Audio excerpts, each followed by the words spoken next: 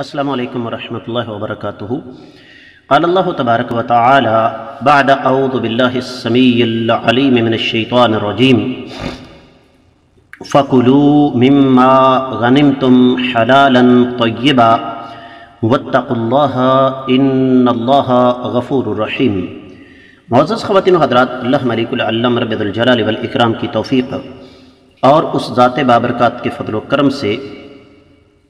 آج اتوار کا دن ہے 2 جمادی الاول 1441 ہجری 29 دسمبر 2019 عیسوی، اور ہمارے سبق کا موضوع رب کائنات کی پاکیزہ کتاب قرآن مجید 10واں پارہ، اور سورہ مبارکہ کا نام ہے الانفال، اور اس سورہ مبارکہ کی 69ویں آیت مبارکہ آج ہم پڑھ رہے ہیں۔ اس سے قبل کہ میں اس آیت مبارکہ کا لفظی اور با محاورہ ترجمہ کروں، آپ کو پس منظر سے آگاہ کرنا ضروری ہے،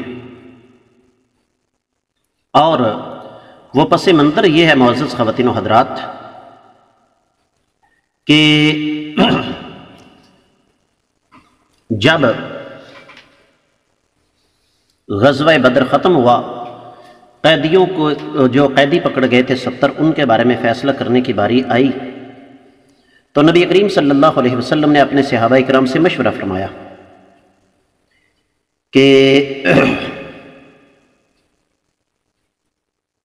بتائیے ان قیدیوں کے بارے میں کیا کیا جائے۔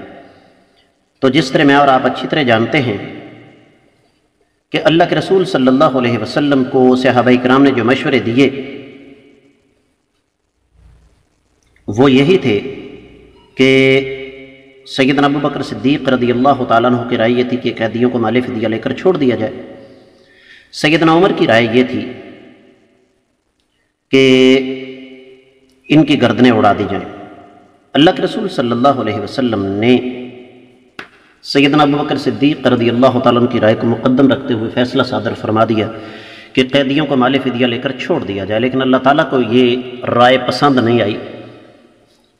اس کے بعد اللہ تعالیٰ فرماتے ہیں فَقُلُوا، پس تم کھاؤ، مما، اس چیز سے، غنمتم، جو تمہیں مال غنیمت ملا ہے، حلالً، وہ حلال بھی ہے، طیباً، اور پاک بھی ہے، واتقوا اللہ، اور اللہ تعالیٰ سے ڈرتے رہو، ان اللہ، بے شک اللہ تعالیٰ، غفور، بخشنے والے ہیں، رحیم، رحم کھانے والے ہیں۔ لفظی ترجمہ آپ نے سنا،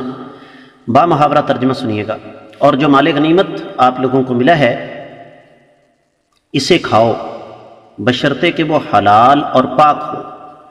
اور اللہ تعالیٰ سے ڈرتے رہو، بلا شبہ اللہ تعالیٰ بخشنے والے، رحم کھانے والے ہیں۔ امام ابن کثیر رحمۃ اللہ علیہ نے اس آیت مبارکہ کی تفسیر بیان کرتے ہوئے ارشاد فرمایا ہے کہ اس آیت مبارکہ کے بارے میں سیدنا ابو ہریرہ، سیدنا عبداللہ بن مسعود، سعید بن جبیر، امام عطا بن رباح، امام حسن بصری، امام قتادہ بن دعامہ، امام اعمش وغیرہ فرماتے ہیں کہ رب کائنات نے اس آیت مبارکہ کے ذریعے سابقہ امتوں کے مال غنیمت کے بارے میں حکم کو منسوخ کر دیا، اس لیے کہ سابقہ امتیں جو تھیں ان کے لیے مال غنیمت حلال نہیں تھا۔ اور پھر صحیح بخاری اور صحیح مسلم کی حدیث لے کر ابن کثیر رحمۃ اللہ علیہ آئے ہیں، جس کے راوی سیدنا جابر بن عبداللہ رضی اللہ تعالیٰ عنہ ہیں۔ فرماتے ہیں کہ نبی کریم صلی اللہ علیہ وسلم نے ارشاد فرمایا، مجھے 5 چیزیں عطا فرمائی گئیں جو مجھ سے پہلے کسی نبی کو نہیں ملی۔ ان میں پہلی چیز یہ ہے کہ میں اپنے دشمن سے 1 مہینے کی دوری پر ہوتا ہوں، اس کے دل میں میرا رعب طاری ہو جاتا ہے۔ اور پھر اللہ تعالیٰ نے زمین میں میرے لیے 2 خوبیاں پیدا کر دیں، ایک تو یہ کہ جہاں بھی نماز کا وقت ہو میں نماز پڑھ لوں، زمین میرے لیے مسجد ہے، اور اگر مجھے پانی نہ مل سکے، میری امت کو پانی نہ مل سکے، تو میری امت تیمم کر سکتی ہے۔ تیسری چیز یہ ہے کہ میرے لیے مال غنیمت حلال کر دیا گیا، جبکہ مجھ سے پہلے کسی امت کے لیے حلال نہیں تھا۔ اور چوتھی چیز یہ ہے کہ مجھے اللہ تعالیٰ نے شفاعت عطا فرمائی ہے، اور 5ویں چیز یہ ہے کہ سابقہ انبیاء اپنی اپنی اقوام کی طرف آئے، جبکہ میرے اللہ نے مجھے تمام لوگوں کی طرف بھیجا ہے۔ اور پھر اسی مناسبت سے ایک اور حدیث ابن کثیر رحمۃ اللہ علیہ ایک اور حدیث لے کر آئے ہیں، جس کے راوی سیدنا ابو ہریرہ رضی اللہ تعالیٰ عنہ ہیں۔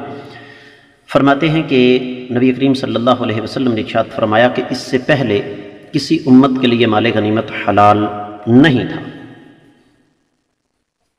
اور پھر ابن کثیر رحمۃ اللہ علیہ نے مختلف روایات پیش کی ہیں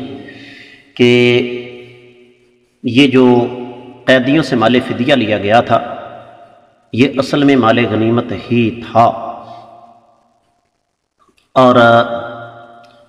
پھر ابن کثیر رحمۃ اللہ علیہ نے جمہور علماء کا موقف یہاں پر نقل فرمایا ہے کہ امام کو اس بات کا اختیار ہے، قیدی گرفتار ہوں تو پھر اس کا جی چاہے امام کا تو ان سے مال فدیہ لے کر ان کو چھوڑ دے، جس طریقے غزوہ بدر میں ہوا، اور اگر چاہے تو ان کو قتل کرنے کا حکم دے دے، جس طرح کہ اللہ کے رسول صلی اللہ علیہ وسلم نے بنو قریظہ کے یہودیوں کے ساتھ کیا تھا۔ تفسیر ابن کثیر میں جو کچھ بیان ہوا وہ اتنا ہی تھا۔ دیگر کتب تفسیر کا جائزہ لیا جائے تو اہل علم یہ فرماتے ہیں کہ رب کائنات نے جو پچھلی 2 آیات مبارکات میں زجر و توبیخ فرمائی ہے، اس کے بعد اس بات کی وضاحت کر دی کہ آپ لوگوں نے جو کچھ اب لے لیا ہے مال فدیہ، یہ آپ لوگوں کے لیے حلال ہے، لیکن شرط یہ ہے کہ وہ پاک ہو۔ پاک سے مراد یہ ہے کہ وہ ایسی چیزیں نہ ہوں جن کو شریعت نے حرام قرار دیا ہے، جس طرح شراب ہے، جس طرح خنزیر کا گوشت ہے، یا کوئی اور حرام چیز ہے۔ یہ بات اصل میں اللہ تعالیٰ یہاں سمجھانا چاہتے ہیں۔ اور اس کے ساتھ ساتھ رب کائنات نے وہی بات دہرائی جو قرآن میں جگہ جگہ پر موجود ہے کہ واتقوا اللہ، اللہ تعالیٰ سے ڈرتے رہو۔ کیا مطلب؟ کہ جو بھی کام کرو اس میں اس بات کا خاص خیال رکھو کہ اس میں اللہ تعالیٰ کی مخالفت نہ ہو۔ ہمیشہ یہ بات ذہن میں رکھو کہ رب کائنات تمہاری زندگی کا ایک ایک لمحہ اپنی آنکھوں سے دیکھ رہے ہیں، تو بھولنا نہیں کہ رب کائنات تمہیں دیکھ رہے ہیں۔ تو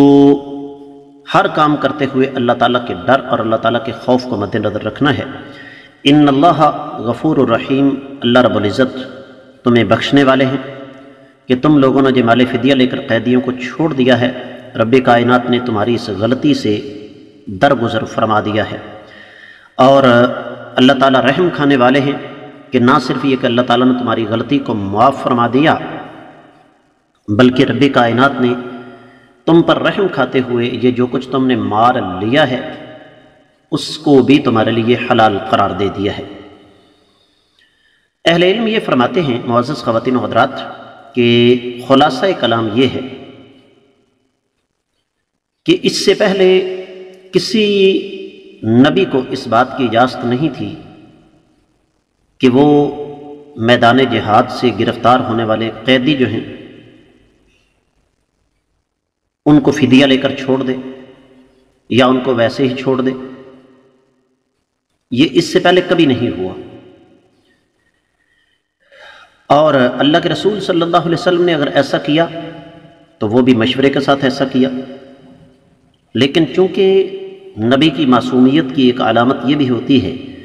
کہ اگر کوئی ایسا معاملہ سرزد ہو جائے تو اللہ تعالیٰ اس کی اصلاح فرما دیتے ہیں، تو اللہ تعالیٰ نے اصلاح فرما دی۔ اس کے ساتھ ہی اس آیت مبارکہ کی مختصر تفسیر مکمل ہوتی ہے۔